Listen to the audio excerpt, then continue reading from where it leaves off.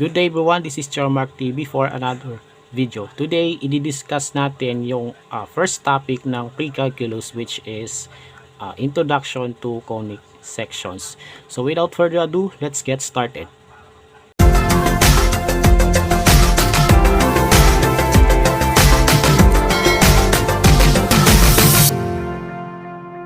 Bago ang lahat is i-welcome ko muna lahat ng incoming senior high school students, especially sa mga mag-e-enroll sa STEM Strad. So kung ikaw ay naka-enroll sa STEM Strad, isa sa mga iti-take mong subject ay yung tinatawag na pre-calculus. So yung pre-calculus po ay yung subject na tinitake ng STEM students. Okay, so let us begin the discussion about the first topic ng pre-calculus, which is the introduction to conic sections. So introduce ko muna, no? Okay, so consider natin yung cone, 'di ba? So ang unang naiisip ninyo sa salitang cone is yung ice cream cone na kinakain ng karamihan sa atin. Tama, 'di ba? So kapag kinain mo yung lahat ng ice cream, anong matitira sa iyo? Yung cone na lang, 'di ba? Syempre, kakainin mo din yung cone, 'di ba? So sa pagkain ng cone, 'di ba? Sa pagkagat mo ng cone, meron kang mapapansin na mabubuo ng iba't ibang shape, kagaya ng circle or ng oblong after mo kainin yung portion ng cone. So related siya sa i-discuss natin ngayon. So consider natin yung cone, tapos meron tayong plane na ikakat doon sa cone at a different angles. So sa pagkat ng cone at a different angles, doon tayo makakita or mafo-form ng iba't ibang shapes. So yung apat na yon ay yung tinatawag na conic sections. And ano ba ito? We have circle, ellipse, parabola, at saka hyperbola.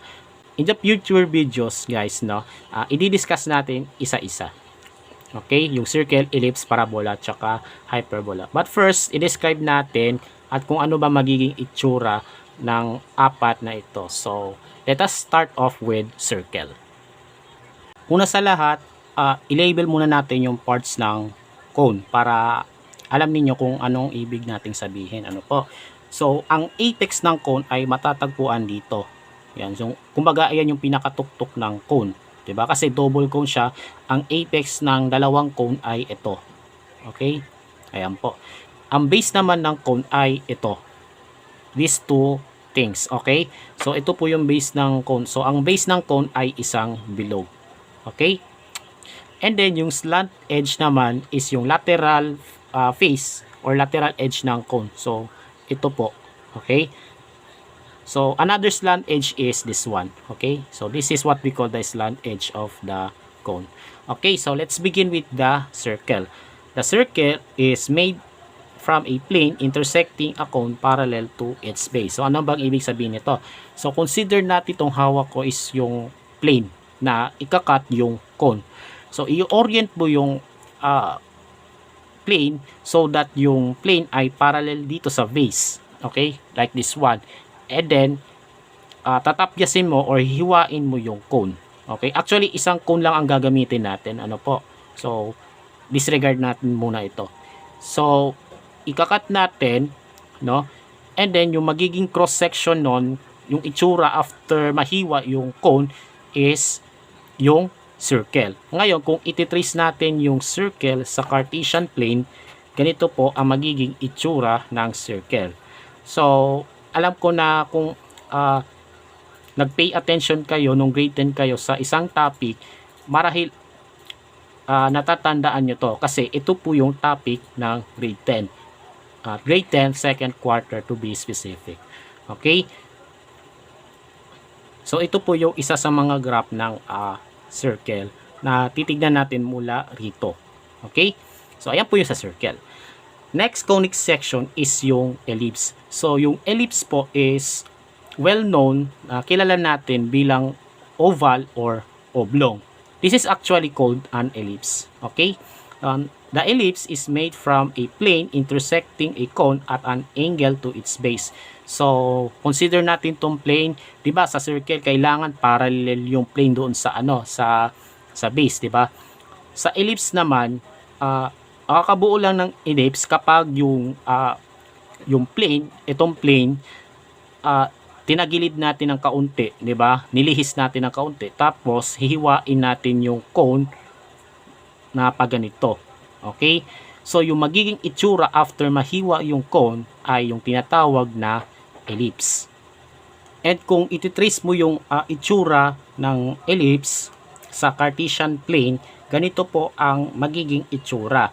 So mapapansin nyo na may mga part na mas mahaba yung segment. Kung i-drawing natin mula rito hanggang dito, may mga part na mas maikli. Okay? So may mga ellipse na pahiga, meron ding ellipse na nakatayo. And you will encounter them soon. So ayan po yung ellipse. Next naman is parabola. The parabola is made from a plane intersecting a cone at an angle parallel to the slant edge. So, kung naalala ninyo, ito po yung topic ng grade 9, which is parabola. Ayan po yung graph ng quadratic function. So, ma-encounter nyo ulit yung parabola, kaso, meron pang iba pang features na meron dito. Okay, so consider natin yung plane. So, again, ito yung plane. Tapos, i-orient natin so that yung plane ay parallel doon sa slant edge. So again, ito po yung slant edge na tinutukoy dito, no? Slant edge, 'di ba? So ito yung slant edge, no?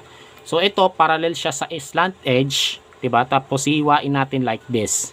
Okay? So ang magiging itsura ng cone kapag nahiwa siya ay ganito na siya. Okay? So unlike circle and ellipse, which are closed figures, ito open figure. Okay, so as you go farther, the opening gets wider, hindi na yan magsasara. Okay, so kung i-sketch natin yung itsura ng cone after it was cut by a plane, so ito po yung itsura, di ba? So ititrace natin sa Cartesian plane, ito po yung magiging itsura.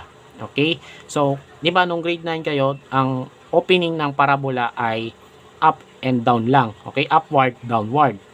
Actually, in parabola, there are 4 directions in which the parabola opens. Upward, downward, to the left, and to the right. So, you will encounter this in the future videos. Okay? Ayan po yung parabola. And the last one is hyperbola. The hyperbola is made from a plane intersecting both halves of a double cone but not passing through the apex. The reason kung bakit dalawa yung cone or tinatawag na double cone, dalawa nga kaya nga double is kailangan ito kasi parte siya ng intersection ng plane at saka ng cone. Kapag yung plane ay naka-orient so that may intersect niya yung dalawang cones, ang mabubuong itsura nun ay yung tinatawag na hyperbola.